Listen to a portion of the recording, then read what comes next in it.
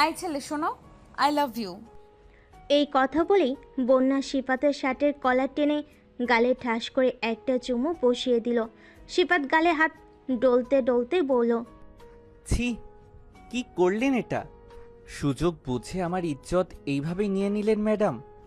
এখন আমি বন্ধু মহলে মুখ দেখাবো কি করে? বন্যা সিফাতের কথা শুনে হাসতে লাগলো আর বলল, তোমার কি এই বোকামি ভাবকে তোমার কাছে আমাকে টানে? আমি সত্যিই তোমাকে ভালোবাসি। আর কতবার আর কিভাবে বোঝাবো তুমি আমাকে বলো? সিফাত ভীষণ লজ্জা পেয়ে সেখান থেকে দৌড়ে ক্লাসে আসলো। সিফাত ক্লাসে আসার পর রকি বলল, কি রে মামা, তোর গালে এটা কিসের চিহ্ন? আরে, আমাদের ভাবি মনে হয় লাভ বাইট দিয়েছে। কি বলো সিফাত প্রেম করে? ওকে দেখে তো মনে হয় না, ওকে দেখে তো মনে হয় ভাজা মাছটা উল্টে খেতে জানে না। আর লাভ বাইট নেই এখনই? তোরা পাগল হয়ে গেলি নাকি? কি সব বলছিস? আহারে, তুমি করলে দোষ নাই, আর আমরা বলতে গেলেই দোষ। আরে না, তেমন কিছুই না। হ্যাঁ, তেমন কিছু না তো সেইটা তোমার গাল দেখলেই বোঝা যাচ্ছেই। এখন বল, ট্রেড দিবি কবে? আর ভাবির সাথে পরিচয় করিয়ে দিবি কবে? আচ্ছা, ভাবির কোনো ছোট বোন আছে নাকি? ছোট বোন দিয়ে তুই আবার কি করবি রে? কি আর করব, এই কপালে তো আর প্রেম জুটলো না। আর সকাল সকাল এমন লাভ বাইট দেই না কেউ। এই বন্যা ম্যাডাম চলে আসছে, এখন চুপ কর না, না হলে কালকের মতো আবার মোরগ বানিয়ে রাখবে। এদিকে সিফাত মন খারাপ করে বসে আছে। একটু আগের কথা ভাবলেই তার কান্না আসছে। আবার তার বন্ধুরা তাকে নিয়ে যা তা বলল, সব মাথার উপর দিয়ে যাচ্ছে। চলুন এদের পরিচয় জেনে আসা যাক। গল্পের নায়ক মুস্তাফিজুর রহমান সিফাত। সবাই তাকে সিফাত বলে ডাকে। এবার অনার্স প্রথম বর্ষে পড়ে সে। একটু বোকা টাইপের ছেলে। প্রেম ভালোবাসার সম্পর্কে তার ধারণা অনেক কম। তবে লেখাপড়ায় সে অনেক ভালো। তার ছোট্ট একটা ভাই আছে, নাম আবির। সে আবার প্রেম ভালোবাসায় পিএইচডি করেছে। সিফাতের একদম বিপরীত হলো আবির। সিফাতের বাসায় তার মা ও বাবা আছে। সিফাতের বাবা একজন বিজনেসম্যান। সিফাত সব কিছু তার মায়ের সাথে শেয়ার করতে ভালোবাসে। তার মায়ের সাথে সে অনেক ফ্রি। তার সাথে প্রতিদিন যা কিছু হয় সব কিছু সে তার মাকে বলে। সাজিদ আর রকি হলো তার বেস্ট ফ্রেন্ড। তার একে অপরের কলিজা। তিনটি দেহে এক জান। আর একটু আগে যে মেয়েটা সিফাতকে প্রপোজ করলো সে হলো বন্যা, সিফাতের ভার্সিটির ম্যাম, ইংরেজি বিভাগের একজন শিক্ষিকা। অনেক রাগী ও জেদি। যেটা সে একবার চাই সেটা যেভাবেই হোক তার করে নেয়। বন্যা হলো তার বাবার একমাত্র রাজকন্যা। মা মারা গেছে অনেক ছোট থাকতে। এর জন্যই সে এত বদমেজাজি। এই ভার্সিটির প্রিন্সিপাল স্যার তার বড় আব্বু বিদেশ থেকে পড়াশোনা করেছে। বাবার অনেক অনুরোধে দেশে ফিরেছে। কয়েক বছর হলো। বন্যার বাবা একজন বিজনেসম্যান। তবে বাবার ব্যবসায় না বসে সে নিজে কিছু একটা করতে চায়। ভার্সিটির প্রথম দিনে সিফাতকে দেখে মুগ্ধ হয়ে যায় সে। তার মনের কোণে একটু একটু করে ভালোবাসা জন্ম নিয়েছে। আপাতত এইটুকুই থাক, বাকিটা গল্পে জেনে যাবেন। এখন গল্পে ফেরা যাক। সিফাত, সাজিদ ও রকি ক্লাস শেষ করে ক্যান্টিনের দিকে যাচ্ছে। তখনই সিফাতের ফোন বেজে উঠল। ফোনের স্ক্রিনে তাকিয়ে দেখলো আম্মুর নামটা ভেসে উঠছে। মুখের এক কোণে হাসি ফুটে উঠল। একটি সাইডে যেয়ে ফোনটা রিসিভ করলো সে। আসসালামু আলাইকুম আম্মু, কেমন আছো তুমি? ওয়ালাইকুম আসসালাম বাবা, আমি ভালো আছি, তুমি কেমন আছো? জি আম্মু, আমিও ভালো আছি। এভাবেই কথা বলতে লাগলো সিফাত ও সিফাতের আম্মু। একসময় সিফাত বলে উঠল, আম্মু, এই ভার্সিটি মনে হচ্ছে আমার কাছে নিরাপদ না। কেন, কি হয়েছে, কোনো সমস্যা? জি, অনেক বড় সমস্যা হয়েছে। কি হয়েছে বাবা, আমাকে বলো। এই ভার্সিটিতে আসার পর থেকে আমার সাথে সব খারাপ হচ্ছে।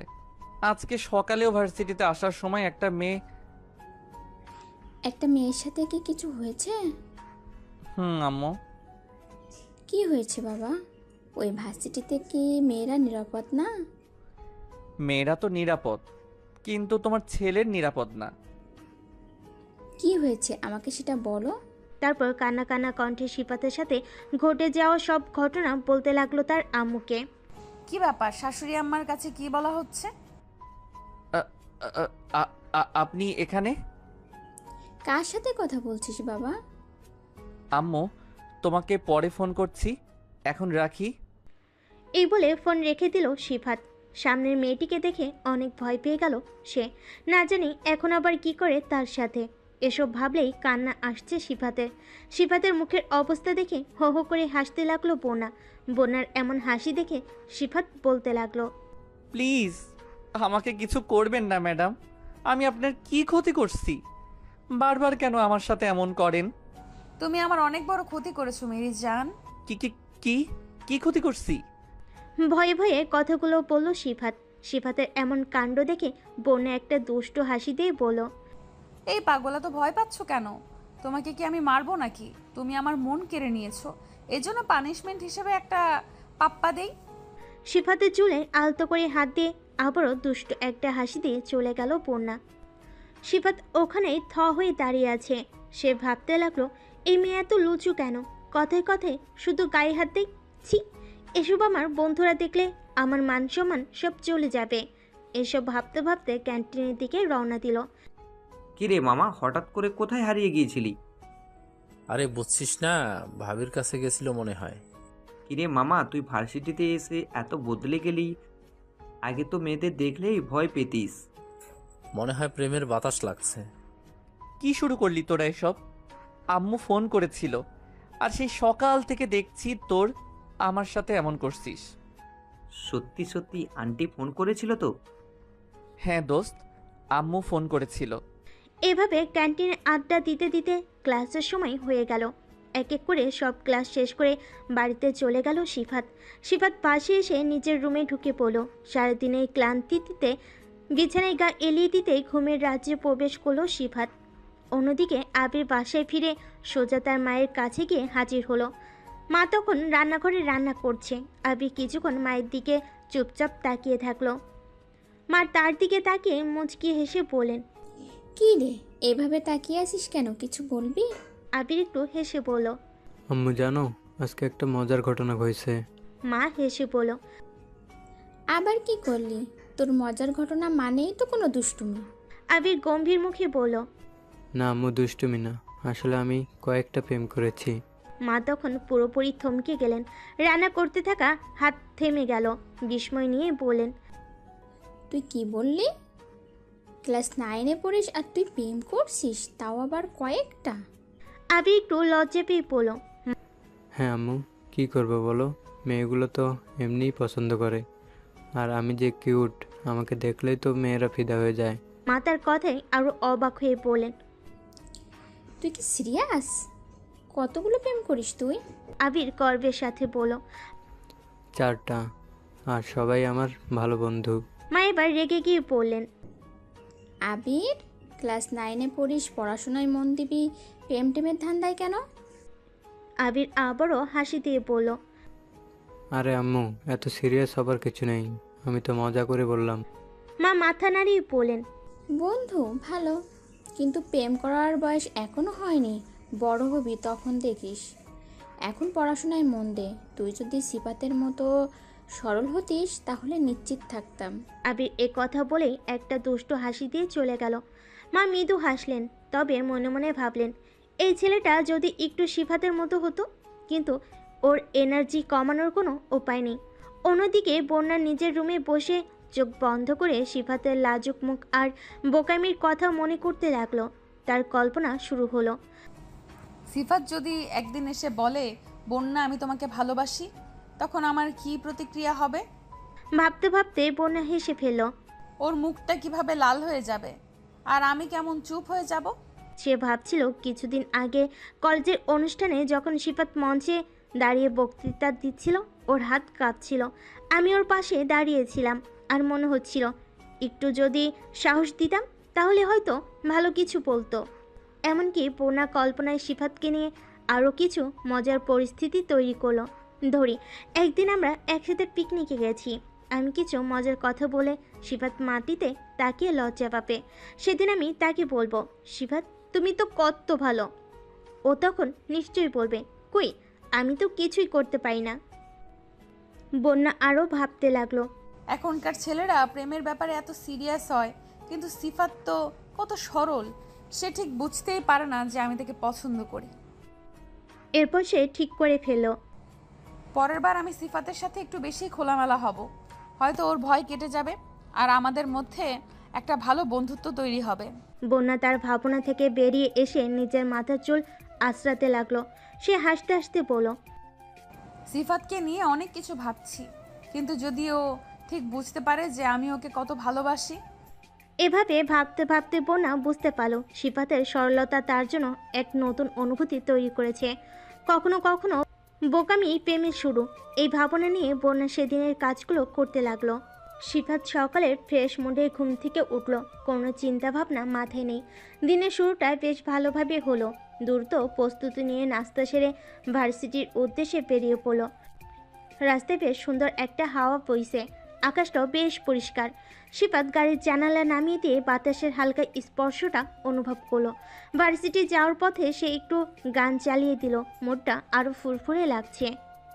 রাস্তার চারপাশে গাছগুলো সবুজে ঘেরা, পাখিরা ডেকে চলেছে। সব কিছু খুব স্বাভাবিক ও আরামদায়ক। সিফাত গাড়ি চালিয়ে যাচ্ছিল। গাড়ি যখন ভার্সিটির গেটের কাছে পৌঁছালো তখন সিফাত একটা ছোট্ট হাসি দিল। আজকের দিনটা ভালো যাবে, এই ভাবনা মাথায় নিয়ে সে ভার্সিটির ভিতর ঢুকে পড়ল। সিফাত ভার্সিটিতে প্রবেশ করার পরই তার নজর পড়ে ক্যাম্পাসের এক কোণে, যেখানে বন্যা ম্যাডাম একটি ছেলের সাথে ধাক্কা খাচ্ছেন। সিফাতের মনে হয়েছিল এই মেয়েটা কতটা লুচ্চু, সব সময় ছেলেদের সাথে কোনো না কোনো ঝামেলায় জড়িয়ে থাকে। ছেলেদের ইজ্জত নিয়ে যেন খেলাই তার কাজ। কিন্তু তার ধারণা সম্পূর্ণরূপে ভুল প্রমাণিত হলো যখন দেখলো ম্যাডাম ওই ছেলেটার গালে ঠাস ঠাস করে 2টা থাপ্পড় দিল। এই কুত্তার বাচ্চা, তুই কি চোখে দেখোস না? রাস্তা বুঝিস না? ম্যাডাম ভুল হয়ে গেছে আসলে। ভুল? এটা তো তোদের স্বভাব, মেয়েদের সঙ্গে সুযোগ পেলেই এমন করিস, তাই না? ভার্সিটির মধ্যে এইভাবে ধাক্কা দিস সবাইকে। তোকে তো আমি আজকেই টিসি দেওয়ার ব্যবস্থা করব। তোর মতো কুলাঙ্গার ভার্সিটিতে থেকে ভার্সিটির পরিবেশ নষ্ট করবে, এটা তো আমি হতে দেবো না। সাজুর চেহারা লাল হয়ে গিয়েছিল। সে বুঝতে পারছিল যে বন্যা ম্যাডাম কতটা রেগে আছেন। রাগের আগুনে পুড়ে যাচ্ছিল সে, মাথায় অনেক চিন্তা ঘুরপাক খাচ্ছিল। টিসি মানে তার লেখাপড়া সব শেষ, সব কিছু ভেঙে পড়বে। তাই সে ম্যাডামের কাছে অনেক আকুতি মিনতি করে যেন তাকে টিসি না দেয়। বন্যার চোখে রাগের জ্বালা ছিল, কিন্তু সাজির কথায় কিছুটা কোমলতা আসলো। দেখ সাজু, এইভাবে অজুহাত সৃষ্টি করে কোনো লাভ হবে না। তুই জানিস আমি এই ধরনের আচরণ সহ্য করতে পারি না। সাজু আরও কিছুটা ভেঙে পড়ল। ম্যাডাম আমি প্রতিজ্ঞা করছি ভবিষ্যতে এমন কিছু আর করব না। আচ্ছা ঠিক আছে, পরবর্তীতে এরকম কোনো ঘটনা দেখলে তখন তোর খবর আছে। বন্যা ম্যাডামের রাগের দৃশ্য তার চোখের সামনে বারবার ঘুরপাক খাচ্ছিল। তার চেহারা, গলায় রেখে কথা বলার ধরন, সব কিছু তাকে অস্বস্তিতে ফেলেছিল। আসলে তার আশপাশের বন্ধুরা আজ ভার্সিটিতে আসেনি, বিশেষ করে সাজিদ আর রকি। তাদের ছাড়া দিনটা বেশ একঘেয়ে লাগছিল। ক্লাসগুলো একটার পর একটা চলছে, কিন্তু সিফাতের মনোযোগ যেন কোথাও নেই। দৃষ্টির সামনে বসে থাকা ছেলে মেয়েদের মাঝে সে নিজেকে একা অনুভব করছিল। তাকে ভাবতে ভাবতে ক্লাসগুলো কিভাবে শেষ হয়েছে তা জানতেই পারল না। ক্লাস শেষ হওয়ার পরও তার মনটা অস্বাভাবিক হয়েছিল। সিফাত ভার্সিটি থেকে বের হয়ে দ্রুত গেটের দিকে হাঁটছিল। রাস্তার পাশে গাছগুলো তার দিকে খোঁজ নিচ্ছিল, কিন্তু সিফাতের মনে অন্য কিছু ছিল। সিফাত বাসে এসে দরজা বন্ধ করে নিজের বিছানায় শুয়ে পড়ল। মাথার মধ্যে নানান চিন্তা ঘুরপাক খাচ্ছে। ক্লাসে মনোযোগ দিলেও মনে মনে বিক্ষিপ্ত ছিল সে। বন্যা ম্যাডামের চোখে ধরা পড়ার বয়সে আজকের ক্লাসগুলোতে নিজেকে সংযত রেখেছিল, কিন্তু তার ভেতরের অস্বস্তি কিছুতেই কাটছে না। এদিকে বন্যার মেজাজ আগে থেকে বিগড়ে রয়েছে। তারপরে আবার সিফাতের ক্লাসে মনোযোগ থাকলেও তার মধ্যে একটা অস্বাভাবিকতা বন্যার চোখ এড়ায়নি। ক্লাসের পরে বন্যা সিফাতকে খুঁজলেন, কিন্তু সে ততক্ষণে বাসে চলে গেছে। বন্যা নিজের অফিসে ফিরে এসে চিন্তায় পড়লেন, কি এমন হলো যে সিফাত আজ এভাবে পালিয়ে গেল। বন্যা ঠিক করলো পরের ক্লাসে সিফাতের সঙ্গে সরাসরি কথা বলবে, কিন্তু তার মনের গভীরে একটা অদ্ভুত আশঙ্কা কাজ করছে। সিফাত বিছানায় শুয়ে শুয়ে নিজের মনে ভাবতে লাগলো। ভার্সিটিতে ঢোকার সময় বন্যা ম্যাডামের সাথে ওই ছেলের ঘটনা যেন তার মনের মধ্যে আচ্ছন্ন হয়ে আছে। সে ভাবছিল, বন্যা ম্যাডাম তো খুব রেগে গিয়েছিলেন, তবে হয়তো আমার মনে কিছুটা আশঙ্কা ছিল, কারণ সাজুর আচরণও ঠিক ছিল না। কিন্তু ম্যাডামের এত রাগ, আসলে কি সত্যি এত খারাপ কিছু ঘটেছে? দুর্বলতা অনুভব করে সিফাত নিজের চোখ বন্ধ করলো। অনেকদিন ধরে ভার্সিটির চাপ এবং পরীক্ষার প্রস্তুতির কারণে সে ক্লান্ত ছিল। আজকের ঘটনা তার মনে কিছুটা অস্বস্তি রেখে গেল, কিন্তু সেগুলোকে পাশ কাটিয়ে যাওয়ার চেষ্টা করছিল। সন্ধ্যের দিকে সিফাত কিছুটা শান্ত হয়ে উঠল। তার বন্ধুরা যখন ভার্সিটিতে আসেনি তখন তার মনে হয়েছিল যে দিনটা খুব একঘেয়ে হয়ে গেছে। সাজিদ এবং রকি শূন্যতা তাকে একা করে রেখেছিল। তারপর ক্লাসের সব পড়া শেষ করতে লাগলো। কিছুক্ষণ পর তার মায়ের ডাক শুনে সে উঠে এসে দেখল যে তার মা রাতের খাবার প্রস্তুত করছেন। সিফাত, কি হলো? তোমাকে আজ অনেক চিন্তিত লাগছে। কিছু হয়েছে? সিফাত কিছুটা অস্বস্তিতে পড়ে পড়ল। না মা, সব ঠিক আছে। ঠিক আছে, কিন্তু তোমার মুখের ভাব তো বলছে ভিন্ন কথা। ভার্সিটি থেকে কিছু সমস্যা হয়েছে? তখনই পাশ থেকে আবির বলে, দেখো তোমার ছেলে আবার ভার্সিটির কোন মেয়ের ইজ্জত নিল। সিফাত কিছুটা বিভ্রান্তে পড়ে গেছে। এই কি শুরু করলি তোরা? একটা দেব, খেয়ে নে আগে। আবির একটা দুষ্টু হাসি দিয়ে খাওয়া শুরু করলো। সিফাত মাথা নিচু করে খেয়ে সোজা রুমে চলে গেল। রুমে যাওয়ার পর দেখলো তার ফোন বাজতেছে। ফোনের স্ক্রিনে সাজিদ নামটা জ্বলজ্বল করছে। অনেকটা রাগ ও বিরক্তি নিয়ে ফোন রিসিভ করলো সিফাত। কি মামা, আজ ভার্সিটি গেছিলি? হ্যাঁ, তোরা আসিস নাই কেন? জানিস না তোদেরকে ছাড়া আমার কোথাও মন বসে না। আমি তো একটু বাবার অফিসে গেছিলাম। কেন, রকি যায়নি? না রে, আজ ভার্সিটিতে রকিও আসে নাই। একা একা কি আর ভালো লাগে। কেন, সে লাভ বাইট মেয়েটা আসেনি? হ্যাঁ, আসছি। কিরে মামা, তোর তো ঈদ লেগে গেছে। এ কথা বলেই সাজিদ হাসতে লাগলো। সিফাত বিভ্রান্তে পড়ে গেছিল। কি বলবে ও এইটা? এখন বন্ধু মহলে সবাই তো এই বিষয় নিয়ে মজা করবে। সাজিদ বলল, আচ্ছা মামা, তাহলে এখন রাখি। কালকে লাভ বাইটের সাথে পরিচয় করিয়ে দিবি কিন্তু। আর ট্রিটটা তো তোলা থাকলো। সিফাত আর কিছু বলার আগেই টুট টুট করে ফোনটা কেটে গেল। সিফাত একটা গভীর শ্বাস নিয়ে বিছানায় গা এলিয়ে দিল। তারপরে শুয়ে শুয়ে ফেসবুক চালাতে লাগলো। তখন হঠাৎ করে একটা আইডি থেকে মেসেজ আসলো। এই ছেলে, তুমি এত বোকা কেন? সিফাত মেসেজটা দেখে একটু অবাক হয়ে গেল। আইডির নাম নীল আকাশের পরী। সিফাত আইডিতে প্রবেশ করে বোঝার চেষ্টা করলো কে এই মেয়েটা। সিফাতের ভাবনার মাঝে আবারও একটা মেসেজ আসলো ওই আইডি থেকে। তোমার চোখের সরলতা, মুগ্ধ করা হাসি, সব ভুলে যাওয়াতেও কত মিষ্টি বাসি। তুমি ভুল করো যতই, মনে রয় আলোয়। তোমার সেই সরলতায় মন হারিয়ে ভাসি। তুমি যখন চুপটি করে থাকো গভীরভাবে, তোমায় চেয়ে বোকা যেন কেউই নেই মা ভূতে। তবু তোমায় দেখে মনে শান্তি আসে প্রাণে। তোমার ছোঁয়ায় জীবন আমার আলোর পথে টানে। হাসো তুমি শিশির ফোটায়, বোকা সেই কথাই তোমার মাঝে খুঁজে পাই স্বপ্নেরা দাঁড়াই। এমন করেই থেকো পাশে, বোকা হই তুমি। তোমার ভুলেই ভালোবাসা, তুমি আমার ভূমি। সিফাত বেশ অবাক হয়ে ভাবতে লাগলো, কিভাবে সম্ভব? নীল আকাশের পরী আবার কে? তারপরও সে মনের ভিতরে একটু উচ্ছ্বাস অনুভব করলো। এই রহস্যময় মেয়েটা তার সম্পর্কে এত কিছু জানলো কিভাবে? কিন্তু আবার অন্যদিকে কবিতার ভাষায় যে মুগ্ধতা ছিল তা তাকে অন্য জগতে নিয়ে গেল। এত সুন্দর কথা, এত সরল আবেগ, এ যেন কারোর হৃদয়ে গভীর থেকে উঠে আসা ভালোবাসা। সিফাত উত্তর দিল, কবিতাটা সত্যিই অসাধারণ। তবে আপনি কি আমাকে চেনেন? আমি কি আপনাকে চিনি? সময় তোমাকে সব কিছু জানিয়ে দেবে। সিফাত, তুমি শুধু তোমার মতো থাকো। আর হ্যাঁ, একটু তোমার সরলতা কমাও, তাতে জীবনের মিষ্টি একটু বেশিই থাকে। এই রহস্যময় মেসেজে সিফাতের মনে কৌতূহল আরও বেড়ে গেল। নীল আকাশের পরী কে? কেনই বা এমন কবিতা পাঠালো? এসব ভাবতে ভাবতে সে বেশ কিছুক্ষণ সময় পার করে দিল। সিফাত এখন কৌতূহল দমাতে পারছে না। নীল আকাশের পরীকে সেটা জানার আগ্রহ তার মনের প্রতিটি কোণা জুড়ে ঘুরছে। সে মনে মনে ভাবছে, কিভাবে কেউ এত সুন্দর করে আমাকে নিয়ে ভাবতে পারে, এতটা চিন্তা করে লিখতে পারে। পরদিন ভার্সিটিতে গিয়েই সে বন্ধুরা সাজিদ এবং রকিকে সব কিছু জানিয়ে দিল। সাজিদ মজা করে বলল, মামা, তুই দেখি বিখ্যাত হয়ে গেছিস। অনলাইনে মেয়ে তোকে নিয়ে কবিতা লিখছে। আরে তোর লাভ লাইফ শুরু হওয়ার আগে প্রেমে পড়া ট্রেনটা স্টার্ট দিয়ে দিল।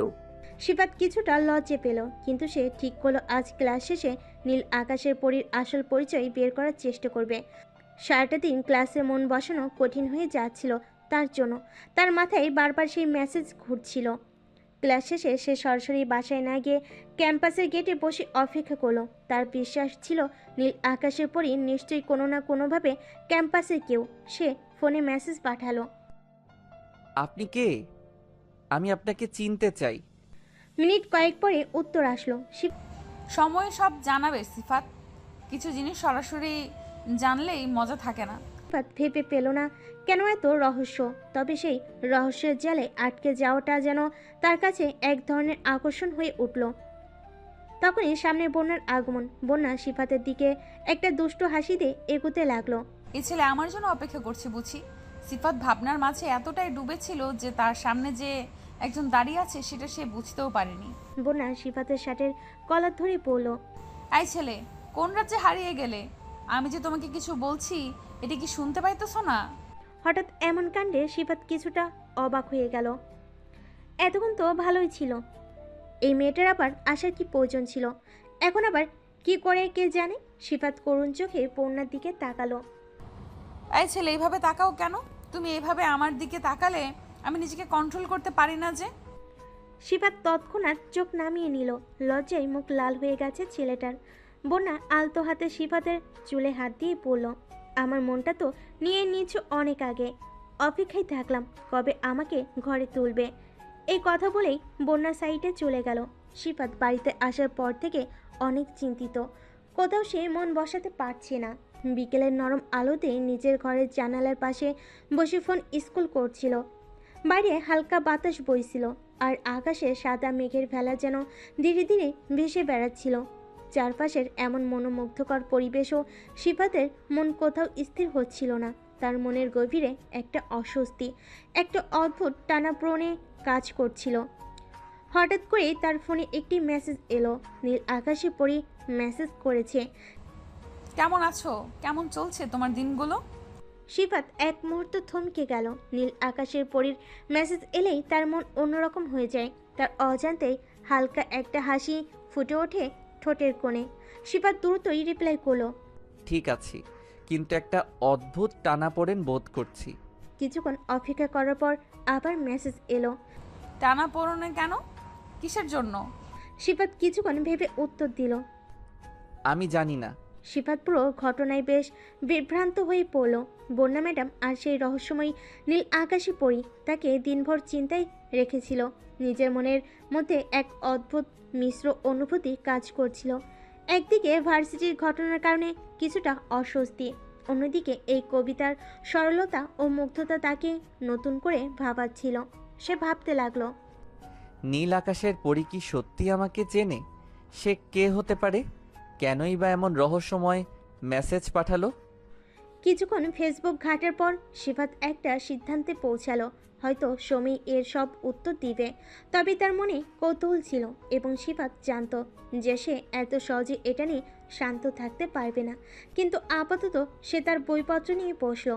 পড়াশোনার চাপ এড়ানোর উপায় তার জানা ছিল না, কিন্তু মনোযোগ ধরে রাখাটা আজকের মতো কঠিন কাজ।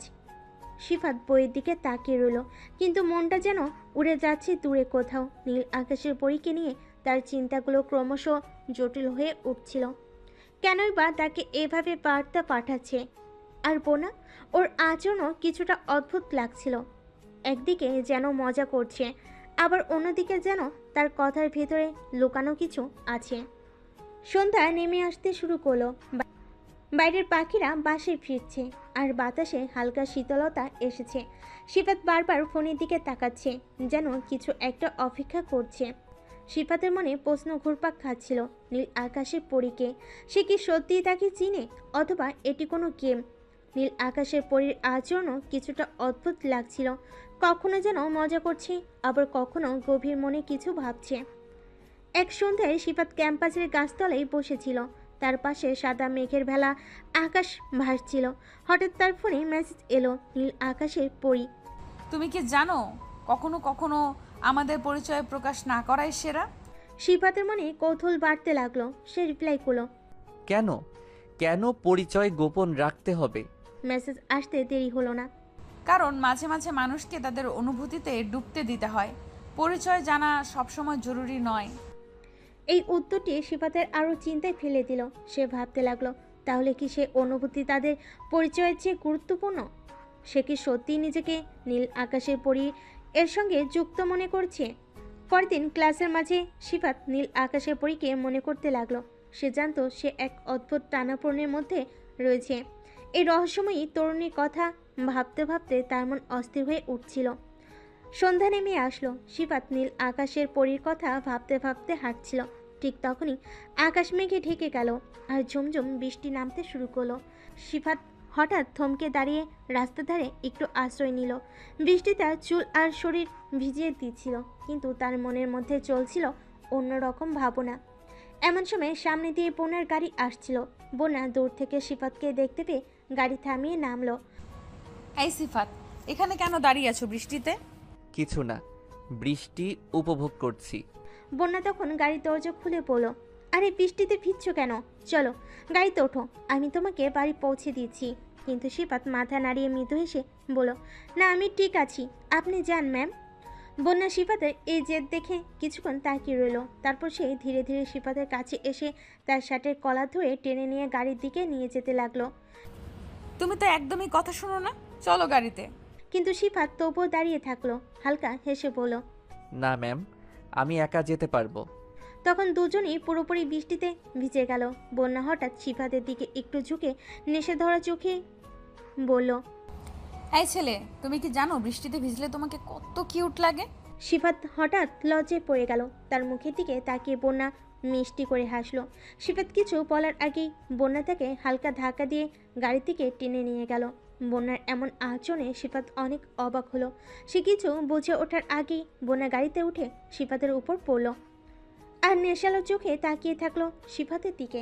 একসময় ঘোরালো কণ্ঠে বলল, এই ছেলে, তুমি কি আমাকে বাঁচতে দিবা না? সিফাত কিছুটা বিভ্রান্তের মধ্যে পড়ে গেল। বনে একটা দুষ্টু হাসি দিয়ে গাড়ি ড্রাইভিং করতে লাগলো। চারপাশে অন্ধকার আর প্রবল বৃষ্টি, কিছুই ঠিকমতো দেখা যাচ্ছিল না। হঠাৎ একটা ঝাঁকুনি অনুভব হলো আর বনে দেখলো গাড়ি চলাচল বন্ধ হয়ে গেছে। এ কি হলো? বন্যা দ্রুত গাড়ি থামিয়ে বাইরে বেরিয়ে এলো। সিফাতও গাড়ি থেকে নামলো। গাড়ির চারপাশে ঘুরে দেখে বন্যা বুঝলো একটা টায়ার পাংচার হয়ে গেছে। বন্যা হতাশ মুখে সিফাতের দিকে তাকিয়ে বলল, টায়ার পাংচার হয়েছে। বন্যা একটু চারপাশে তাকিয়ে বলল, আর একটা বড় সমস্যা আছে সিফাত, আমরা ভুল রাস্তায় চলে এসেছি। ভুল রাস্তা কিভাবে সম্ভব? আমরা ঠিক যে রাস্তা দিয়ে যাচ্ছিলাম সেটা তো অন্যদিকে, এখানে কোথাও দিক নির্দেশনা ছিল না। এটা শুনে সিফাতের মুখে দুশ্চিন্তার ছাপ পড়ল। তারা দুজনে একে অপরের দিকে তাকিয়ে বুঝতে পারলো যে তারা এখন বড় সমস্যায় পড়েছে। বৃষ্টি থামার কোনো লক্ষণ নেই আর অন্ধকার চারপাশে ঘনিয়ে আসছে। এখন কি করব? আমি জানি না সিফাত, আমরা কোথায় আছি সেটাই ঠিকমতো বুঝতে পারছি না। সিফাত এবং বন্যা অনেক টেনশনে পড়ে গেল। গাড়ি ঠিক করার জন্য প্রয়োজনীয় যন্ত্রপাতি নেই। চারপাশে কোনো বাড়িঘর বা আশ্রয়ের কোনো চিহ্ন নেই। চারপাশে অন্ধকার এবং বৃষ্টির মধ্যে সিফাত ও বন্যা উদ্বিগ্নভাবে দাঁড়িয়েছিল। কি করবে বুঝতে পারছিল না। হঠাৎ বন্যার চোখে পড়ল দূরে একটা ছোট্ট আলোর মতো কিছু। সে সিফাতকে ইশারা করে বলল, দেখো, দূরে একটা বাড়ি মনে হচ্ছে, আমরা ওখানে গিয়ে আশ্রয় নিতে পারি। সিফাতও ওইদিকে তাকিয়ে বলল, চলেন চেষ্টা করে দেখি। এখানে আর বসে থাকা ঠিক হবে না। তারা বৃষ্টির মধ্যে হেঁটে সেই ছোট্ট বাড়িটার দিকে এগিয়ে গেল। বাড়িটার সামনে এসে তারা দরজায় ঠকঠকালো। কিছুক্ষণ পর দরজা খুলে বেরিয়ে এলেন এক বুড়ি। তার মুখে রহস্যময় হাসি ছিল এবং তার চোখে কিছু অদ্ভুত উজ্জ্বলতা। বৃদ্ধা তাদেরকে দেখে বললেন, তোমরা তো একদম ভিজে গেছো, এসো ভেতর এসো। বনা ও সিফাত তৎক্ষণাৎ ভিতরে ঢুকলেন। বুড়িমা তাদের হাতে কিছু গরম কাপড় দিয়ে বললেন, যাও বাচ্চা, কাপড় চেঞ্জ করে আসো, নয়তো ঠান্ডা লেগে যাবে তো। বন্যা ও সিফাত কাপড়গুলো হাতে নিয়ে চলে গেল কাপড় চেঞ্জ করতে।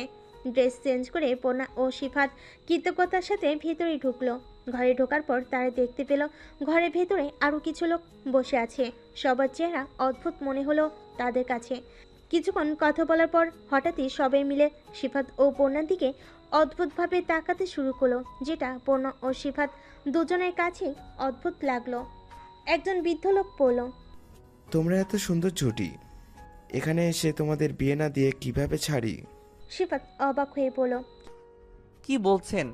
আমরা এখানে শুধুই আশ্রয় নিতে এসেছি। কিন্তু লোকগুলো তখন জোরাজুরি শুরু করলো এবং শেষমেশ সিফাতকে বুঝিয়ে সুজিয়ে জোর করে বিয়ের অনুষ্ঠানে বসিয়ে দিল। বন্যা চুপচাপ ছিল, তবে তার মুখে সামান্য স্বস্তির ছাপ দেখা গেল। সে মনে মনে হয়তো মেনে নিয়েছিল, কিন্তু সিফাত একদমই রাজি না। তখন তাদের মধ্যে থেকে একজন সিফাতের মাথায় বন্দুক রেখে বিয়েতে বাধ্য করলো। অতঃপর বিয়ে হলো সিফাত ও বন্যার। তারপর তাদেরকে একটা রুমে ঢুকিয়ে দিল সবাই।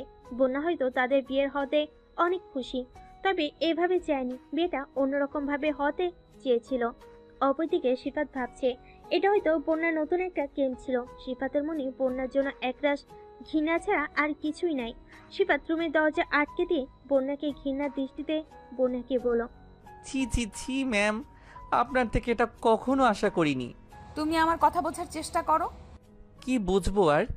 সেই শুরু থেকে আপনি আমার পেছনে পড়ে আছেন, তারপরে আজকে একটা ষড়যন্ত্র করে আমাকে এভাবে এখানে নিয়ে চলে আসলেন। এতদিন জানতাম শিক্ষকরা তাদের কাজ শুধু ছাত্রছাত্রীদেরকে পড়াশোনার বিষয়ে দক্ষ করে তোলে, কিন্তু আজ দেখছি তারা চরম আকারের নাটক করতে পারে। আপনার জন্য পুরো শিক্ষা জাতিকে মানুষ ঘৃণা করবে। কি অন্যায় ছিল আমার, আপনি আমাকে এভাবে ব্যবহার করলেন। আচ্ছা, কোনো সমস্যা নেই, 6 মাসের মধ্যেও তুমি ডিভোর্স পেপার পেয়ে যাবে। আর আমাকে মাফ করে দিও, আমি কখনো চাইনি এমন একটা রাত আমাদের জীবনে আসুক। বন্ধ করুন আপনার এই নাটক। আর আপনি কি ভাবছেন আমি আপনার সাথে সংসার করব? অবশ্যই আমি আপনাকে ডিভোর্স দিয়ে দেব। এই কথা বলে সিফাত একটা বালিশ নিয়ে ফ্লোরে চলে গেল। বন্যা তাকে বলল, আমি ফ্লোরে ঘুমাচ্ছি, তুমি উপরে ঘুমাও। থাক, আর কোনো নতুন নাটক শুরু করতে হবে না, আমি এখানেই ঠিক আছি। ফ্লোরে শুয়ে ফোনটা অন করলো সিফাত। দেখলো তার মায়ের অনেকগুলো কল আসছে। ফোনটা ব্যাক করলো সে। কয়েকবার বেজেই ফোনটা রিসিভ হলো। ওপাশ থেকে ইতস্তত কণ্ঠে, কোথায় বাবা তুই? আম্মু, আমি একটা বন্ধুদের বাসায় আসছি, কালকে সকালেই বাড়িতে চলে যাব। বৃষ্টির জন্য ওরা যাইতে দেয় নাই। কিন্তু আমাকে তো একটা ফোন দিয়ে বলবি। আম্মু, ফোনটা বন্ধ হয়ে গেছিল, এই মাত্র অন করলাম। তুমি টেনশন করো না তো, কালকে সকাল হলে আমি বাড়িতে চলে যাব। এখন ঘুমিয়ে পড়ো, আমিও ঘুমাবো। ওকে বাবা, ঠিক আছে। ফোনটা কেটে সিফাত একটা দীর্ঘশ্বাস পেল। জীবনের প্রথম সে তার আম্মুকে মিথ্যা কথা বলেছে। নিজের মনের ভিতরে একটু অনুশোচনা হতে লাগলো। তারপরও কিছু করা নেই, কারণ সত্যটা জানালে তার মা নিশ্চয়ই অনেক বেশি কষ্ট পাবেন ও হার্ট হবেন। সিফাতের মনটা একদম ভালো নেই। ফেসবুকে গেল সিফাত। ফেসবুকে একভাবে নোটিফিকেশন চেক করতে লাগলো, কিন্তু না, আজকে তার ফোনে কোনো নোটিফিকেশন আসে নাই। একরাশ হতাশা নিয়ে ফোনটা রেখে দিল পাশে। একটু পরে ফোনে টুংটুং করে 2টা নোটিফিকেশন আসলো। ফোনটা আবার হাতে নিতে দেখলো জিপি অফিস থেকে মেসেজ করেছে। একরাশ বিরক্তি ও রাগ নিয়ে ফোনটা পাশে রাখলো। সিফাত আর ঘুমের রাজ্যে ডুব দিল। বন্যা শুয়ে শুয়ে সিফাতের কথা মনে করতে থাকে। সিফাতের রাগ আর ক্ষোভ তার মনে সৃষ্টি করে জ্বলন্ত আগুনের মতো। কিভাবে সিফাত আমাকে এত ঘৃণা চোখে দেখে? সেভাবে সিফাতের প্রতি তার ভালোবাসা একদিকে, অন্যদিকে সিফাতের এই ক্ষোভের প্রতিক্রিয়া যেন তাকে ছুরির আঘাত করছে। আমি জানি আমি কিছু করতে পারিনি। বন্যা নিজের কাছে মনের দোলা অনুভব করে। আমি তো শুধুই আশ্রয় নিতে এসেছিলাম, অথচ এই পরিস্থিতি। কিন্তু সিফাত কেন আমাকে এভাবে অবিশ্বাস করছে? এই চিন্তায় তার বুকের ভিতর অস্থিরতা শুরু হয়। সিফাতের মুখে ক্ষোভের ভাষা শুনে তার মনে হতাশা জমে ওঠে। সে কি জানে আমি তাকে কতটা ভালোবাসি? আমি কখনো চাইনি আমাদের সম্পর্ক এই পথে আসুক, কিন্তু সে কি জানে আমি কোনো ষড়যন্ত্রের অংশ নই? সিফাতের কাছে পৌঁছানোর জন্য যে অন্তরের গভীরতা প্রয়োজন, তাকে সিফাত উপলব্ধি করে। এভাবে চিন্তায় ডুবে থাকা অবস্থায় সে জানে সিফাতের মনে তার প্রতি যে বিরক্তি রয়েছে তা কখনো ভুলবে না। আমার জন্য তো সিফাতের মনে কেবল ঘৃণা। তার রাগের আগুনে আমি পুড়তে চাই না। আমি তাকে কখনো বিরক্ত করব না। হয়তো এটাই আমাদের ভালোর জন্য হবে। বন্যা মনে মনে প্রতিজ্ঞা করে, আমি আর কখনো সিফাতের সামনে যাব না। তার ক্ষোভের আগুন থেকে নিজেকে রক্ষা করতে চাই। এসব ভাবনার মধ্যেই ডুবেছিল বন্যা। হঠাৎ দেখলো সিফাত জ্বরে কাতরাচ্ছে। একটা কম্বল নিয়ে সিফাতের পাশে গেল, কম্বলটা গায়ে জড়িয়ে দিল। তারপর সিফাতের কামড়ি কমে না। বন্যা ভীষণ চিন্তায় পড়ে গেল। সে কোনো উপায় খুঁজে না পেয়ে সবাইকে ডাক দিল। সবাই এসে যখন দেখলো সিফাত নিচে শুয়ে আছে, তখন অনেকটা অবাক হয়ে গেল। আর বন্যা করুণ চোখে তাদের দিকে তাকিয়ে পড়ল। প্লিজ আমাদের একটু সাহায্য করুন, সিফাতের ভীষণ জ্বর আসছে। বন্যার কথা শুনে সবাই অবাক হয়ে গেল। বুড়িমা সিফাতের কপালে হাত দিয়ে দেখলো সত্যি জ্বরে গা পুড়ে যাচ্ছে সিফাতে। তখন বন্যার দিকে অবাক দৃষ্টিতে বুড়িমা জিজ্ঞাসা করলো, কি ব্যাপার, ছেলেটা নিচে শুয়ে আছে কেন? বন্যা নিজেকে সামলাতে না পেরে কান্না করে দিল আর সবকিছু তাদেরকে খুলে বলল। এটা শুনে সবাই অনেক অবাক হয়ে গেল। বন্যা ভার্সিটির প্রথম দিন থেকে শুরু করে সবকিছুই জানালো তাদের। তখন দুজন বৃদ্ধ সিফাতকে বিছানায় তুলে দিল আর সারা রাত ধরে বুড়িমা ও বন্যা সিফাতকে সেবা করলো। বন্যা তাহাজ্জুদে বসে সিফাতের জন্য কান্না করতে করতে আল্লাহর কাছে সিফাতের সুস্থতা কামনা করলো। এসব কিছু দেখে বাকিরা কান্না করে দিল আর ভাবতে লাগলো এমন মেয়েও দুনিয়ায় আছে। এভাবেই ওই রাতটা কেটে গেল। ফজরের আজান শুনে বন্যা অজু করে এসে আবারও নামাজে দাঁড়ালো আর নামাজ আদায় করলো। মোনাজাতে বসে কান্না করতে করতে সিফাতের মঙ্গল কামনা করলো ও সুস্থতা কামনা করলো। সবাই অনেক অবাক হয়ে রইল আর ভাবতে লাগলো মেয়েটা এই ছেলেটাকে কত ভালোবাসে। তা এই রাতেই বুঝতে পারলাম সামান্য জোরে মেয়েটার কত পাগলামি। ইস, ছেলেটা যদি এসব দেখতো তাহলে নিশ্চয়ই মেয়েটাকে একটু বোঝার চেষ্টা করতো। বন্যা নামাজ শেষ করে সবাইকে অনেক বুঝিয়ে সেখান থেকে বিদায় নিল আর আসার সময় বলো এসব কথা যেন সিফাতকে না জানায়। এদিকে সিফাত ঘুম থেকে উঠে দেখলো বন্যার রুমে নেই। সিফাত একটা স্বস্তির নিঃশ্বাস পেল। ফ্রেশ হয়ে এসে বুড়িমার রুমে যেতেই দেখলো বুড়িমা তার জন্য খাবার সাজিয়ে রাখছে। বুড়িমা সিফাতকে দেখা মাত্রই বলল, ভিতরে আসো বাবা। সিফাত ভেতরে প্রবেশ করতেই বুড়িমা খাবারটা তার হাতে দিল আর বলল, এটা খেয়ে নাও। সিফাত সেখান থেকে কিছু খাবার খেয়ে সবার কাছ থেকে বিদায় নেওয়ার জন্য উঠল, কিন্তু কোথাও বন্যাকে দেখতে পেল না। এজন্য সে বুড়িমার কাছে জিজ্ঞাসা করলো। বুড়িমা বলল, খুব সকালে সে চলে গেছে। সিফাত কারণ জানতে চাইলে তারা কেউ বলতে চাইল না, তবে সবার মন বিষণ্ণতায় ছেয়েছিল। সিফাত একটু অবাক হলো, আবার জিজ্ঞাসা করলো। তখন একটা বৃদ্ধ আর নিজেকে ঠিক রাখতে পারলো না, সবকিছু সিফাতকে জানালো। কালকে রাতে ও অসুস্থ হওয়ার পরে মেয়েটা কত পাগলামি করেছে সেসব কথাও জানালো সিফাতকে। সিফাতের এসব কথা যেন কিছুই আসে যায় না। সে একটা স্বস্তির নিঃশ্বাস ফেলে সেখান থেকে উঠল। সত্যি মেয়েটা তোমাকে অনেক ভালোবাসে, তাকে ডিভোর্স দিও না, আর তোমাদেরকে অনেক মানিয়েছে। আচ্ছা বুড়িমা, আমি আজকে উঠি। এ কথা বলে সিফাত সবার কাছ থেকে বিদায় নিয়ে নিল। উদ্দেশ্য বাড়িতে যাবে। সিফাত বাড়িতে এসে সামান্য চিন্তিত মনে ভাবতে থাকে। তার মায়ের কণ্ঠে প্রশ্ন শুনে সে একটু ভেঙে পড়ে। কি ব্যাপার সিফাত, কালকে কোথায় ছিলে? কোনো বন্ধুর বাড়ি ছিলে? হ্যাঁ, একটা বন্ধুর বাড়িতে গিয়েছিলাম। তুমি কি কোনো চিন্তায় আছো? কোনো সমস্যা হয়েছে কি? সিফাতের মনে আসে বোনের সাথে ঘটনার কথা। সে মনে মনে ভাবে, আমি মাকে বলে কি হবে? এসব কথা বলে আবার চিন্তা বাড়বে। আমি তো এত কিছু সামলাতে পারছি না। না আম্মু, কিছু হয়নি, আমি শুধু একটু ক্লান্ত। তবে সিফাতের মায়ের চোখে উদ্বেগ স্পষ্ট। ঠিক আছে, তবে বেশি চিন্তা করো না। আমি জানি তুমি কিছু লুকিয়ে রাখছো, আমাদের সাথে শেয়ার করলেও ভালো হয়। সিফাত কেবল মাথা নাড়ে। না আম্মু, সত্যি কিছু নেই, আমি ঠিক আছি। মায়ের কথায় সিফাতের মনে একটা অস্বস্তি বিরাজ করে। সে জানে মায়ের চিন্তা ভাবনা তার জন্য কতটা ভালো, ততটাই তার মধ্যে আড়ালে চলে যাওয়া অনুভূতি বেড়ে যায়। সে কোনোভাবে মাকে মিথ্যা বলতে চায় না, কিন্তু পরিস্থিতি এত জটিল যে সঠিক শব্দ খুঁজে পেতে কষ্ট হচ্ছে। তুমি যদি কিছু অনুভব করো আমাকে জানাতে পারো। ঠিক আছে আম্মু, আমি তোমার কথা মনে রাখবো। অন্যদিকে বন্যা বাসায় ফিরে এসে নিজের ঘরে ঢুকে দরজা বন্ধ করে দেয়। সিফাতের প্রতি তার মনের যন্ত্রণা এবং ক্ষোভ ভিতরে ভিতরে তাকে কুড়ে খাচ্ছিল। বিছানায় বসে নিজের মোবাইলটা হাতে নেয়, কিন্তু কিছুতেই মন বসাতে পারছে না।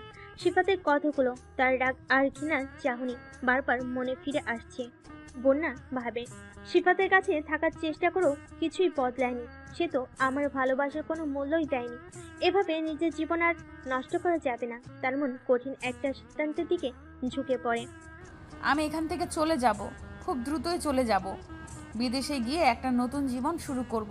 এই স্মৃতিগুলো আর আমাকে তাড়া করবে না।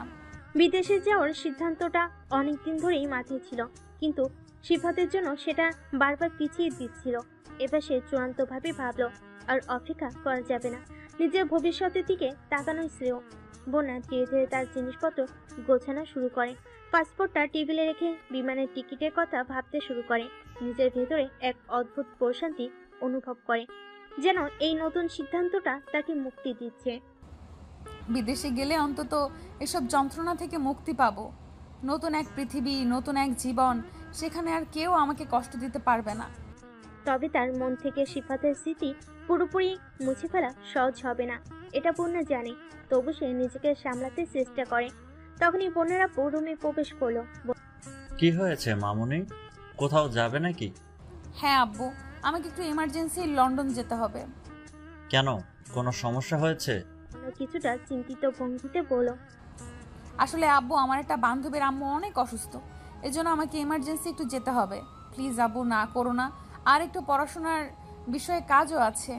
বোনেরা কিছুক্ষণ চুপচাপ দাঁড়িয়ে থাকলেন। তার চোখে চিন্তার ছাপ স্পষ্ট দেখা যাচ্ছিল, কিন্তু মেয়ের কথাই বাধা দিতে চাইছিলেন না তিনি। বোনা সাধারণত এমন কিছু বলে না, যদি না খুব জরুরি হয়। ঠিক আছে মামুনি, তুমি যদি মনে করো যেতে হবে তাহলে যাও, তবে একা একা যেও না। ভিসার কাজগুলো কি ঠিক আছে? বোনা একটু দ্বিধায় পড়ে যায়, কেননা সে নিজের ভিতরের কারণগুলো আড়াল করেছে, কিন্তু নিজেকে সামনে নিয়ে মৃদু হাসিতেই পড়ল। হ্যাঁ আব্বু, সব ঠিক আছে, তুমি দোয়া করো যেন সব ভালোভাবেই হয়। বোনের আপু মেয়ের মাথায় হাত রেখে স্নেহের সাথে বলেন, আল্লাহ তোমার মঙ্গল করুন মামুনি, যা কিছু করো ভেবে চিন্তে করো, আমি তোমার পাশে আছি। বোনা মাথা নিচু করে দাঁড়ালো। মনে মনে অনুভব করলো কিভাবে নিজের আপুকে মিথ্যা বলছে, কিন্তু তার মন এক ধরনের অস্থিরতার মধ্যে আছে। সে জানে সিফাতের স্মৃতি তাকে তাড়া করবে, কিন্তু এই মুহূর্তে তার নিজের জন্য একটা নতুন জীবন শুরু করা দরকার। আপুর কাছ থেকে বিদায় নিয়ে বোনা ভেতরে ভেতর একটা অদ্ভুত প্রশান্তি অনুভব করলো, যদিও তার মন একান্তভাবে ভারী ছিল সিফাতের প্রতি তার না বলা কথাগুলোর জন্য।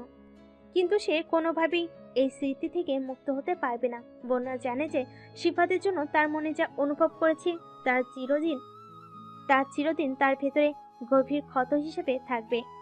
তবু বিদেশ যাওয়ার সিদ্ধান্ত নেওয়া তার জন্য একমাত্র পথ। তার হৃদয়ে আশা, নতুন জায়গায় গিয়ে হয়তো সে তার জীবন আবার গুছিয়ে নিতে পারবে। সিফাতের প্রতি ভালোবাসা বন্যার মনে যেমন গভীর, তেমনি তার রাগ আর হতাশা তাকে নতুন করে চিন্তা করতে বাধ্য করেছে। সে জানে নিজের জন্যই তাকে এই কঠিন সিদ্ধান্ত নিতে হবে। বন্যা মনে মনে ভাবল, হয়তো একদিন সব কিছু বদলে যাবে। অন্যদিকে সিফাত তার নীল আকাশের পরীকে নিয়ে ভাবতেছে। সে যেন এই কয়দিনে একদম দিশাহারা হয়ে গেছে। কতবার যে নীল আকাশের পরিণামের আইডিতে ইনবক্স চেক করেছে, কিন্তু কোথাও তার চিহ্ন নেই। দিনে হাজার হাজার বার ইনবক্স চেক করা আর মেসেজ করা, এভাবে কেটে গেল অনেক দিন। এখন আর সিফাত আগের মতো নেই, সবসময় মনমরা হয়ে যেখানে সেখানে বসে থাকে। সিফাতের আম্মু এসব দেখে জিজ্ঞেস করলো, কি রে, কোনো সমস্যা আছে নাকি? এই কয়েকদিন ধরে দেখছি মন খারাপ তোর। না আম্মু, তেমন কিছু হয়নি। আমার পেটে তুই হয়েছিস নাকি আমি তোর পেটে হয়েছি? আমাকে শিখাতে আসিস না। সিফাত আর কিছু বলার সাহস পেল না। সিফাতের আম্মু সিফাতকে সাহস দিয়ে বলল, বাবা ভয় পাস না, আমি আছি তো, আমাকে সবকিছু খুলে বল। সিফাতের আম্মুকে নীল আকাশের পরিষদে ঘটে যাওয়া সব ঘটনা খুলে বলল। সিফাতের আম্মু বলল, দেখ, কেউ দুষ্টুমি করতো, এখন আর ভালো লাগছে না, তাই আর দুষ্টুমি করছে না। না আম্মু, ও আমার সাথে দুষ্টামি করতে যাবে কেন? আমার মনে হয় ওর কোনো সমস্যা হয়েছে। ওর কোনো সমস্যা হয়নি। দেখ বাবা, তুই এমনিতেই অনেক সহজ সরল, হয়তো এইটা সুযোগ নিয়েছে, আর আমার মনে হয় ওইটা তোর কোনো বন্ধু হবে। না আম্মু, ওর বায়োডাটা দেখেছি, ওইটা একটা মেয়ে। তাহলে হয়তো তোর সাথে দুষ্টুমি করেছে, ভুলে যাও সব। আচ্ছা আম্মু।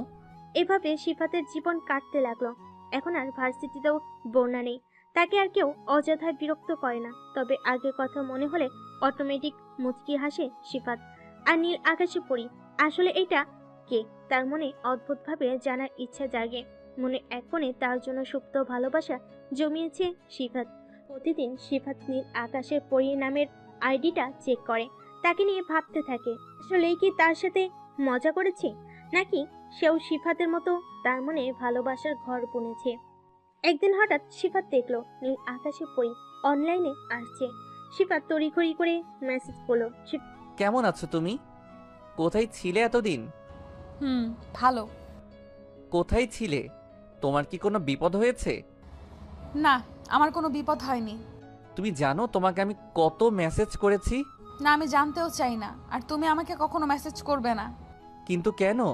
তোমার কি কোনো বিপদ হয়েছে? না, আমি কতবার বলবো আমার বিপদ হয়নি? আমাকে বলো তাহলে কি হয়েছে? আমি তোমাকে এত কিছু বলতে বাধ্য নই। তুমি জানো এতদিন তুমি অনলাইনে আসোনি, আমি তোমার জন্য কত কষ্ট পেয়েছি। প্রতিদিন তোমাকে নিয়ে ভেবেছি, চিন্তা করেছি। তুমি আমার মাথা থেকে কখনোই বের হওনি। আমি তোমার জন্য কতটা ব্যথা সয়েছি। সিফাত, এইসব ছেলে মানুষই কথা বলে লাভ নেই। তুমি যা ভাবছো আমি সেভাবে কিছুই অনুভব করিনি। তুমি কি একবারও ভাবনি? তাহলে এতদিন কেন আমাকে দূরে সরিয়ে রাখলে? তোমার কি আমার জন্য একটু অনুভূতি নেই? অনুভূতি? আমি তোমার সাথে এতদিন শুধু মজা করেছিলাম সিফাত। তোমার সাথে দুষ্টুমি করাই আমার উদ্দেশ্য ছিল। তুমি এতটা সিরিয়াস কেন হয়ে গেলে? দুষ্টামি? আমার জীবনের এত বড় একটা অংশ তুমি শুধুই মজার জন্য নিয়েছিলে? তাহলে আমার জীবনে এসেছিলে কেন? তোমার সাথে শুধু সময় কাটানোর জন্য আর মজা করার জন্য এসেছিলাম। সত্যি বলতে তোমার মতো ছেলেদের সাথে এমন মজা করাই যায়, কিন্তু সিরিয়াস কিছু না। তুমি এমনভাবে আমার সাথে খেললে। আমি তো তোমাকে সত্যি ভালোবেসেছি। তোমার জন্য রাতগুলো কেটেছে চিন্তায়, আর তুমি সেটা দুষ্টামি ভেবেছ। তুমি যখন অনলাইনে আসতে না, মনে মনে তোমার খোঁজ নিতাম, তুমি ভালো আছো কিনা সে চিন্তায় পাগল হয়ে যেতাম। অথচ তুমি সব কিছুই দুষ্টামি, আমার সাথে দুষ্টামি করেছো। হ্যাঁ সিফাত, তোমার মতো ছেলেদের নিয়ে মজা করতেই ভালো লাগে। তুমি এতটা সিরিয়াস হওয়ার কোনো দরকার ছিল না। তাহলে আমি সব ভুল বুঝেছিলাম। আমার জীবনে তুমি শুধুই দুষ্টামি ছিলে। বিছানার এক কোণে বসে চোখের পানি মুছতেছে আর ভাবতেছে তার মায়ের কথাই তাহলে সত্য হলো। তার সাথে শুধুমাত্র মজা করলো সে। সিফাত ফোনটা বন্ধ করে পাশে রাখলো, ঘুমানোর চেষ্টা করলো, কিন্তু ঘুম আসছে না সিফাতের। নীল আকাশের পরীর অপমানের পর সিফাত মনের গভীরে ডুবে যায়। তার পুরনো মনে পড়ে। সে বোনের কথা মনে করে, যাকে সে সবসময় অপমান করেছিল, যাকে সে একসময় ভুল বুঝেছিল আর নিঃস্বার্থভাবে ভালোবেসেছিল। বন্যা, বন্যা, আমি তোমাকে কতটা অবহেলা করেছি, কতটা অপমান করেছি, অথচ তুমি সব সময় আমার পাশে ছিলে, আমাকে ভালোবেসেছো। আমি তোমার সেই ভালোবাসার মর্যাদা দিতে পারিনি। সিফাতের চোখের সামনে বন্যার হাসি মুখ ভেসে ওঠে। বন্যা সেই নির্ভেজাল ভালোবাসা যা সে একসময় বুঝতে পারেনি। বন্যা ছিল সিফাতের জীবনের সবচেয়ে বড় আশ্রয়, কিন্তু সে আশ্রয়কে মূল্যায়ন না করে তাকে কষ্ট দিয়েছিল। বন্যা কখনো আমাকে এভাবে অপমান করেনি, বরং আমাকে সব সময় ভালোবাসতো। তার চোখে কখনো দুষ্টামির ছাপ দেখিনি। তার চোখ দুইটা বলেছিল ভালোবাসা, যেটা শুধু আমার জন্যই বিরাজ করত। অথচ আমি তাকে কতবার কষ্ট দিয়েছি, আর আজ নীল আকাশের পরী আমার সাথে সেই একই কাজ করছে যেটা আমি বন্যার সাথে করেছিলাম। সিফাতের মনে পড়ে সেই সময় যখন সে বন্যাকে ভুল বুঝেছিল। সেদিন বন্যার কোনো দোষ ছিল না, কোনো কিছু যাচাই না করে সে বন্যার উপরে সব চক্রান্তের দায়ভার চাপিয়ে দিয়েছিল। অথচ বন্যা কখনো অভিযোগ করেনি, বরং সবসময় তার ভালোবাসা দিয়েই সিফাতকে আগলে রেখেছিল। বন্যা, তোমাকে কষ্ট দিয়ে আমি কত বড় ভুল করেছি আজ আমি বুঝতে পারছি। যখন নীল আকাশের পরী আমার সাথে একইভাবে আচরণ করছে, সিফাতের মনে হয় তার নিজের করা ভুলগুলো যেন ফিরে আসছে তার জীবনে। বন্যাকে যে অপমান সে একসময় করেছিল, আজ সে নিজে সেই অপমানের শিকার। সিফাতের দিনগুলো যেন কোনো অর্থই রাখে না আর। ভার্সিটি থেকে বের হয়ে যাওয়ার পর থেকে তার জীবনটা অনেকটা একঘেয়ে এবং শূন্য মনে হয়। ক্লাসের প্রতি আগ্রহ নেই, বন্ধুদের সাথে আড্ডা দেওয়া বন্ধ। সব কিছুতেই যেন এক ধরনের অনিশ্চয়তা এবং বিষণ্ণতা ঘিরে ধরেছে তাকে। এর মধ্যে একটা জিনিস বারবার তার মনে আসে, বন্যা। বন্যা ছিল তার ম্যাম, তবে সে শুধু শিক্ষকই নয়, সিফাতের জীবনে এক গুরুত্বপূর্ণ অংশ হয়ে উঠেছিল। সিফাত কখনো বুঝতে পারেনি কেন বন্যা তার মনে এত গভীর প্রভাব ফেলেছে, তবে এখন তার জীবনটা যেন থমকে গেছে। ভার্সিটি শেষ হওয়ার পর অনেকদিন কেটে গেছে, কিন্তু বোনার কথা এক মুহূর্তের জন্য ভুলতে পারেনি সে। একদিন হঠাৎ সিফাত তার বন্ধু সাজিদ আর রকির সাথে দেখা করে। অনেকদিন পর তাদের সাথে বসে, কিন্তু সিফাতের মন যেন অন্য কোথাও পড়ে থাকে। তার বন্ধুদের সাথে মনের মতো কথা বলার ইচ্ছাও হারিয়ে ফেলেছে সে। এক পর্যায়ে সাজিদ তাকে জিজ্ঞেস করে, কিরে, তুই এমন চুপচাপ কেন? এতদিন পর দেখা হলো আর তোর এই অবস্থা? সিফাত প্রথমে কিছুই বলতে চায় না, কিন্তু মন তো চুপ করে থাকতে পারে না। সিফাত যখন সাজিদ এবং রকির কাছে বোনের কথা শেয়ার করলো, তখন তারা বেশ অবাক হয়ে গেল। সাজিদ বলল, এত সহজ সরল ছেলেটা কিভাবে একজনের প্রেমে পড়ে গেল? রকি হাসতে হাসতে বলল, আরে ভাই, প্রেম তো কখনো স্বাভাবিক হয় না। তুই যদি এই প্রেমে পড়তি তবে তো জীবনটা মজার হবে। সিফাত হালকা হাসির চেষ্টা করলো, কিন্তু তার মনে একটা কষ্ট ছিল। আমি জানি এটা সহজ নয়, কিন্তু বন্যা আমার জন্য বিশেষ ছিল। আর হ্যাঁ, শুনেছি বন্যা ম্যাম ভার্সিটির জব ছেড়ে দিয়েছে প্রায় 4-5 মাস আগে। এই কথা শুনে সিফাতের বুকের ভেতরটা হু হু করে উঠল। কেন সে সময় থাকতে বুঝলো না? সে ভাবতে লাগলো। সাজিদ বলল, তুই তো জানিস প্রেমের গল্প সবসময় সহজ হয় না, তবে তুই তাকে ফোন কর, হয়তো সে তোকে বুঝবে। সিফাত চিন্তিত ভঙ্গিতে বলল, কিন্তু ফোন নাম্বার কই পাবো? আমার কাছে ম্যামের একটা ফোন নাম্বার আছে, তুই এই নাম্বার দিয়ে চেষ্টা করতে পারিস। সিফাত তাড়াহুড়ো করে ফোন বের করে বলল, হ্যাঁ, নাম্বারটা দ্রুত দে, আমি এখনই ফোন দিচ্ছি। 017-888-0। সিফাতের ঠোঁটের কোণে একটা মিষ্টি হাসি ফুটলো। সিফাত খুশিতে আত্মহারা হয়ে ফোন দিল ওই নাম্বারে, কিন্তু নাম্বারটি বন্ধ দেখালো। আবার দুঃখের ছায়া নেমে আসলো সিফাতের মুখে। বন্ধুদের দিকে তাকিয়ে বলল, নাম্বার তো বন্ধ, অন্য কোনো নাম্বার আছে? না, ম্যামের এই নাম্বারটা আমার কাছে আছে, এইটা ছাড়া আর কোনো নাম্বার আমার কাছে নাই। রকি বলল, তুমি কি জানো সিফাত, প্রেম কখনো থামতে জানে না, তাই তুমি তার জন্য অপেক্ষা করো। সিফাতের মনটা একটু উজ্জীবিত হলো। বন্ধুরা তার পাশে দাঁড়িয়ে থাকায় সে বুঝতে পারে তার অনুভূতি একা নয়। সে ভাবতে থাকে যেভাবেই হোক সে বোনাকে তার অনুভূতি জানাবে। সিফাত বলল দৃঢ়তার সাথে, আমি তাকে মেসেজ করব, আমার ভালোবাসা কখনো মরে না। এভাবে সিফাতের মনে আশার জন্ম নিল। সাজিদ ও রকি সিফাতকে সবসময় সাপোর্ট করলো। সিফাতের ইচ্ছে আরো শক্তিশালী হয়ে উঠেছে। নামতে সিফাতের মনে শুধু বন্যার ছবি ভেসে উঠতে লাগলো। সেখান থেকে তাকে যেভাবে যেন একের পর এক স্মৃতি তাকে ঘিরে ধরলো। বন্যা, যার হাসি ছিল যেন সূর্যের আলো, সিফাতের জীবনে নিয়ে এসেছিল অদ্ভুত এক উষ্ণতা। সে মনে করে যখন বন্যা প্রথম আই লাভ ইউ বলেছিল, প্রথম কিস করেছিল, তখন সে কতটাই না বাচ্চা ছিল।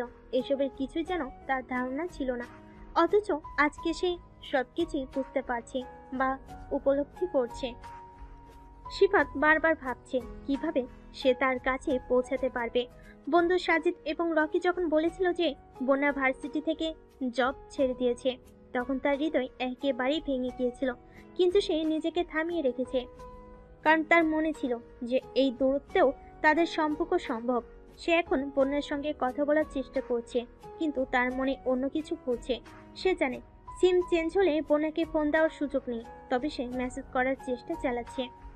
আমি তোমাকে ভালোবাসি বন্যা, তুমি কি জানো আমি প্রতিনিয়ত তোমার কথা ভাবি। এই কথাগুলো মেসেজে লিখতে গিয়ে সিফাতের হাত কাঁপছিল। সে জানে এই মেসেজগুলো পাঠাতে হলে খুব সাবধানে হতে হবে। সন্ধ্যার অন্ধকারে যখন চারপাশে সবাই ঘুমাচ্ছে, তখন সিফাত একাকীভাবে বন্যার স্মৃতিতে ডুবে থাকে।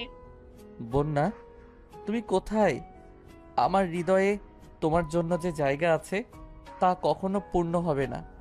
তুমি ফিরলে সব কিছু আবার নতুন করে শুরু হবে। বন্যা না ফেরার প্রশ্নটা সিফাতের মনে চেপে বসে। সে জানে তাদের মধ্যে কিছু ছিল, কিন্তু এখন সব যেন শেষ।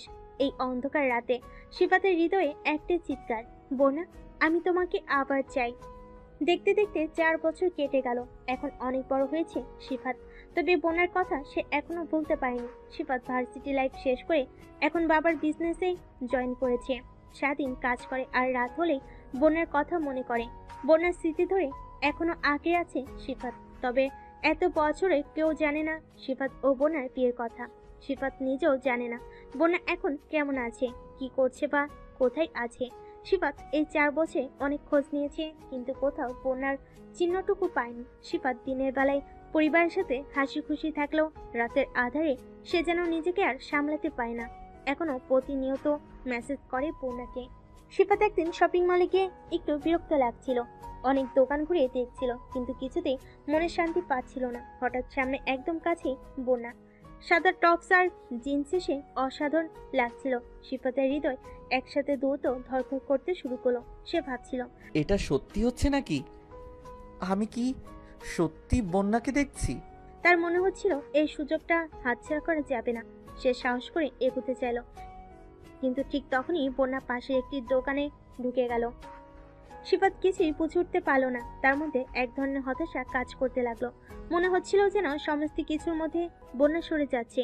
কিছুক্ষণের জন্য মনে হচ্ছিল তার সব ইচ্ছে, সব আকাঙ্ক্ষা যেন ভেঙে যাচ্ছে।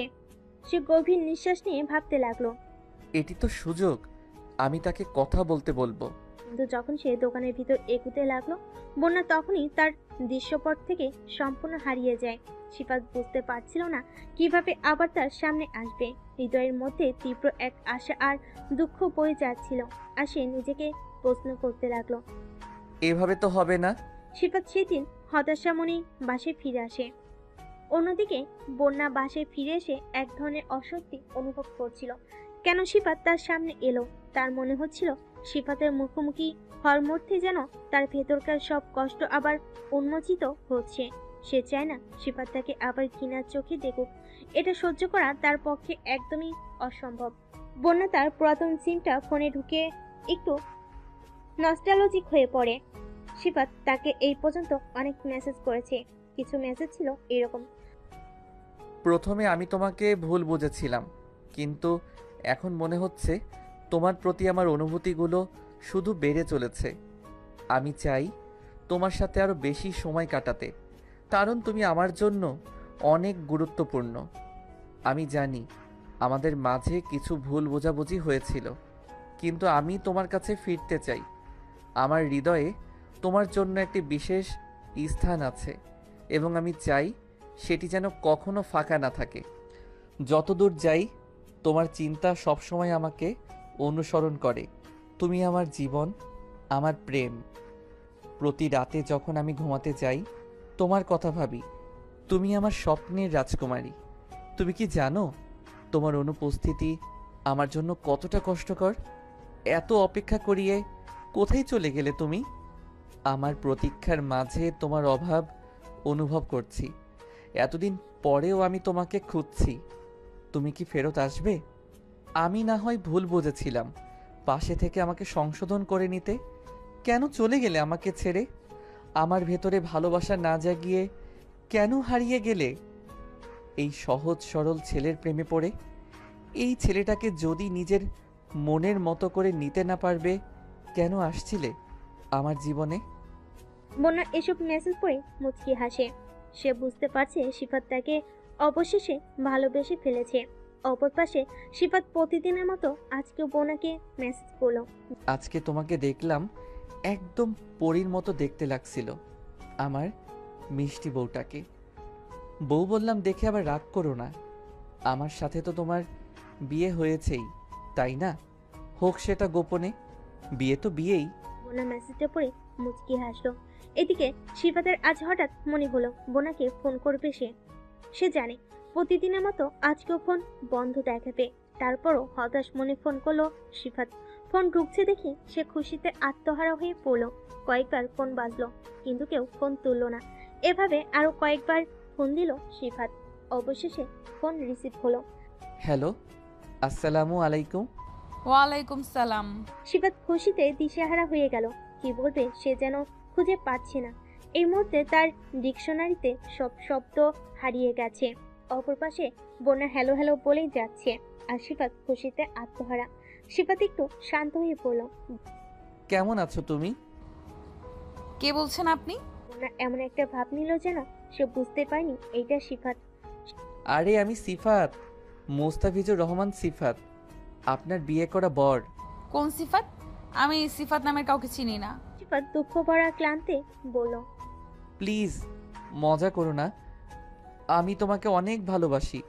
তোমাকে আমি এই 4 বছরে অনেক জায়গায় খুঁজেছি, কিন্তু আমি কোথাও পাইনি। তোমাকে অনেকবার ফোন দিয়েছি, কিন্তু ফোন বন্ধ দেখায়। এই 4 বছরে যে তোমাকে কতগুলো মেসেজ করেছি তা বলার বাহিরে। ও আচ্ছা, ডিভোর্স পেপার রেডি হয়ে গেছে, কালকে পেয়ে যাবে। প্লিজ এমনটা বলিও না। বোনা এতক্ষণ ধরে লক্ষ্য করেনি সিফাত তাকে তুমি করে কথা বলছে, কিন্তু যখন বুঝতে পারলো তখন মুচকি হাসলো বোনা। আচ্ছা, কালকে ভার্সিটির মাঠে বিকেল 4টায় দেখা করো, ওখানে হবে বাকি কথা। এই কথা বলে ফোন কেটে দিল বোনা। সিফাত অনেক কষ্ট পেয়েছে এই 4 বছরে। সে বোনাকে অনেক খুঁজেছে, কিন্তু সে কোথাও খুঁজে পায়নি। আর এখন যখন পেল তখন হারাতে হবে, এসব ভাবলেই তার বেঁচে থাকার ইচ্ছাটা মরে যাচ্ছে। সিফাত সিদ্ধান্ত নিল যদি বোনা থাকে সত্যি সত্যি ডিভোর্স দিয়ে দেয়। কালকে যদি বোনাকে সে কিছু বোঝাতে না পারে তাহলে বোনার সামনে বিষ পান করে মারা যাবে। কি লাভ এই জীবন রেখে? ভাবতে ভাবতে ঘুমিয়ে গেল সিফাত। পরের দিন বোনা আজ নীল শাড়িতে একটি বিশেষ আবেদন নিয়ে সাজলো। তার শাড়ির সূক্ষ্ম ডিজাইনগুলো যেন একে অপরকে আলিঙ্গন করছে এবং সেগুলো তার শরীরের ভাঁজে ভাঁজে ঝলমল করছে। নীল রঙের শাড়ির সাথে মিল রেখে সে একটি সাদা ব্লাউজ পরেছে, যা তার কোমল ত্বককে আরো উজ্জ্বল করে তুলেছে। তার চুলগুলো একটি সুন্দর পনিটেল করে বাঁধা, কিন্তু কিছু মুক্ত নখ তার গালে পড়ে আছে, যা তার মুখ ওপরের একটি নরম কোমলতা নিয়ে এসেছে। বোনের মুখে একটু হালকা মেকআপ, যা তার চেহারাকে আরো আকর্ষণীয় করে তুলেছে। তার ঠোঁটে একটি হালকা গোলাপি রং, যে সে আজ একটি বিশেষ মুহূর্তের অপেক্ষায় রয়েছে। বন্যার চেহারা আজ সত্যি মনোমুগ্ধকর। তার আত্মবিশ্বাসী হেঁটে যাওয়া এবং উজ্জ্বল হাসি যেন সিফাতের সাথে দেখা করার আগে সে তার প্রেমের অনুভূতি প্রকাশ করে দিচ্ছে। আজকের সাজের মাধ্যমে সে সিফাতের প্রতি তার গভীর অনুভূতি আর ভালোবাসার একটি ছোট্ট ইঙ্গিত দিচ্ছে। ভার্সিটির ক্যাম্পাসে বসে সিফাত অপেক্ষা করছে পূর্ণার জন্য।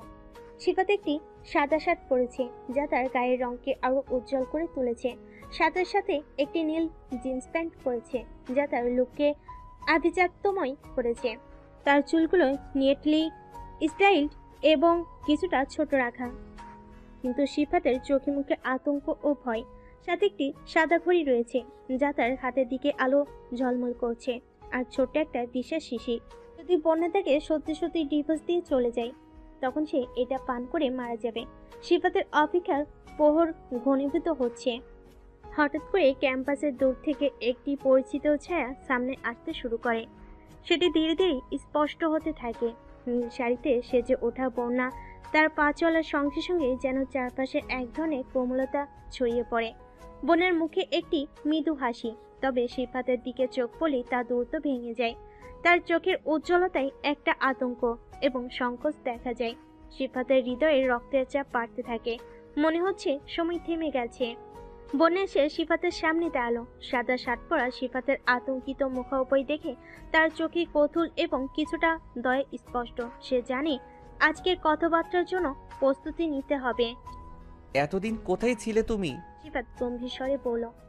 বন্যা, আমি তোমাকে খুঁজতে খুঁজতে ক্লান্ত হয়ে গেছি।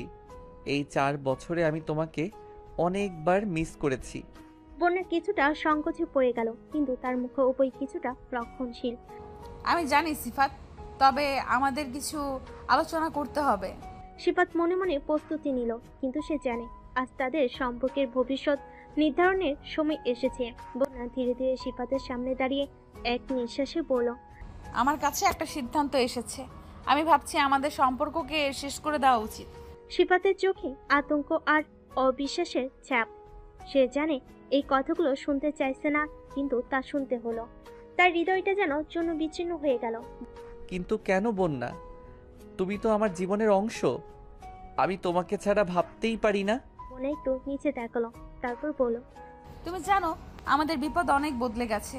আমি বিদেশ চলে গেছি, আর তুমি তুমি তো প্রথম থেকেই আমাদের সম্পর্কটা এভাবে চাওনি। তুমি তো প্রথমেই আমাকে ডিভোর্স দিতে চাইছিলা, তাহলে এখন কেন এমন করছো? তুমি কি জানো আমি প্রতিদিন তোমাকে খুঁজেছি? যখন তুমি ফোন বন্ধ রেখেছিলে আমি তখন তোমাকে দিনের পর দিন হাজার হাজার মেসেজ করতাম। প্লিজ তুমি আমার সাথে এখন এমন করো না। বন্যা কিছুক্ষণ নীরব থাকে, তারপর বলল, আমি চেষ্টা করেছি, কিন্তু কিছু জিনিস ঠিক হয় না। আমি চাই তুমি সুখী হও।